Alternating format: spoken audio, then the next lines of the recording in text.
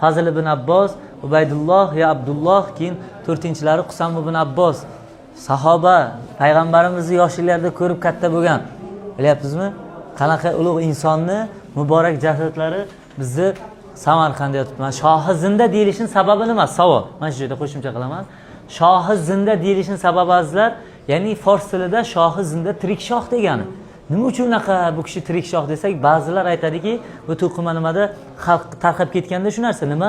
Ha, bu kishi dushmanlar quvib kelayotganda anaqa devorning ichiga kirib ketdi yo chuqurda quduqqa tushib kirib ketdi, g'oyib bo'ldi, bu kishi tirik.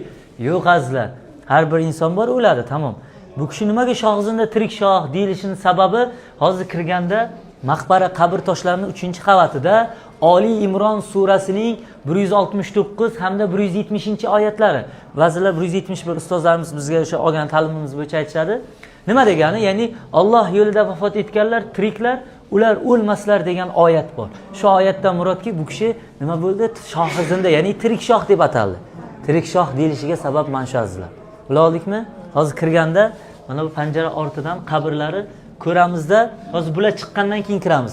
Ko'rib, ziyorat qilib, duo fotiha qilib sekin chiqamiz. Maylimi?